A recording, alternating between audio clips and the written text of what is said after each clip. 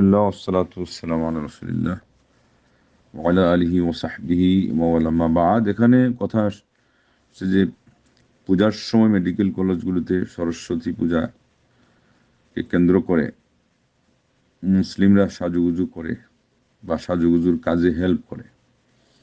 ছাত্র, শিক্ষক, স্টাফ হিসাবে নিজেরাও সাজুগুজু করতে পারে, অথবা ব্যবসায়ী পক্ষ হিসাবে ওই কাজে যারা এটা নিতে চায় সে বা হয়তো অন্যকে এটা করিয়ে দিল। হারাম তো সবগুলো এক বাক্যে হারাম।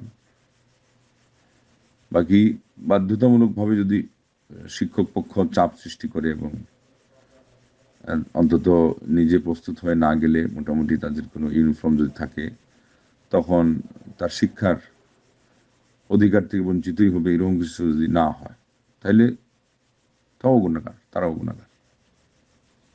আর যদি এইরকম কিছু থাকে আর মোটের উপর শুধু একটা ইউনিফর্ম বা তাদের আরও যেগুলো ফর্মালিটিগুলো বজায় রাখছে তার অধিকার বলবৎ থাকার জন্যে, তখন তার অন্তরের অবস্থা বুঝে আল্লাহ তাকে বিবেচনা করবেন এবং আল্লাহর কাছে মাপ চাইতেও হবে যে আল্লাহ, আমরা বাধ্য হয়েও এমন একটা কাজে আমি সঙ্গ দিচ্ছি যেটা আমার পক্ষে মোটেও জায়েজ নাই, তো আল্লাহর কাছে মাপ চাইবে বলে।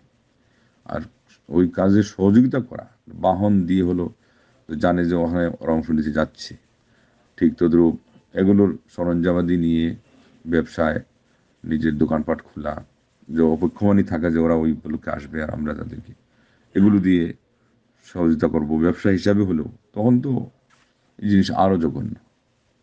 তবে ইমান যাওয়া না যাওয়া সেটা সেটা যেহেতু একেবারেই শেষের শেকড়ের ব্যাপার, ওটা আল্লাহ রাব্বুল আলামিন বান্দাদের জন্য অত সহজ করেন নাই যে 1-2-তে যে সবটাতেই চলে যাবে। এই জন্যে সেখানে যাবে না অত তাড়াতাড়ি।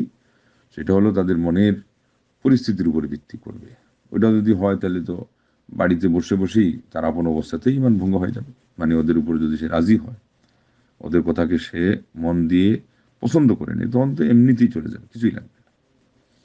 আর এগুলো যেটা আছে, যেমন শিখার চিরন্তনের সামনে দাঁড়ানো, যেমন তাদের আরও যে ফর্মালিটি আছে, ওই নীরবতা পালন করে শ্রদ্ধা জানানো, এগুলো তো হুবহু ওদের মতো বাহ্যত মিলে যায়।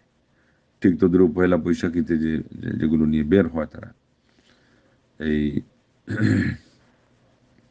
বিভিন্ন ধরনের প্রাণীর ছবি টবি, পাখি টাকি সহ যেগুলো আছে, উতুম পেঁচা সহ, এগুলো তো বিশ্বাসের দিক থেকে হলে বললাম না যে এগুলোর ওই বাড়িতে বসে বসেই শেষ।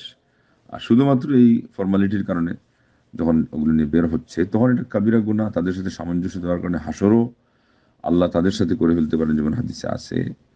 কিন্তু ওই পর্যন্ত কুফরি ফতোয়া যায় না। কুফরির ফতোয়াটা, বিষয়টা যেহেতু জটিলের চেয়ে জটিল, সবচেয়ে জটিল, মানে এরপর আর কিছুই থাকে না, সেজন্য ইসলাম এটাকে সাবধানতার সাথে বলতে বলেছে। ইমান থাকবে না থাকবে এটা আরেকটা প্রসঙ্গ। তবে এগুলো কাজ সম্পূর্ণ হারাম, এবং একটার থেকে আমরা জানতে পারলাম আরেকটা আরও জঘন্য, ডবল, কোনোটা 3 গুণ 4 গুণ 5 গুণ হয়ে যাবে, তো এটা তো সহজ না। আর এমন একটা জিনিস যেটা হলো পিচ্ছিল, বিধর্মীদের সাথে বাহ্যত মিল দিয়ে দেওয়া, এটা হলো অতি সহজেই তাদের কাফেলায় সামিল হওয়ার বিষয়। এটা বুঝতে হবে, এই জঘন্যতা, এই ভয়াবহতা সবাইকে বুঝতে হবে, এবং তাদের এই সমস্ত দিবসগুলোতে কোনো ধরনের অংশ নেওয়ার সামান্যতম পদক্ষেপ যেগুলো, এগুলোর থেকে সম্পূর্ণ বিরত থাকতে হবে। নিজেদের পরিবার, সমাজকে সাবধান করতে হবে।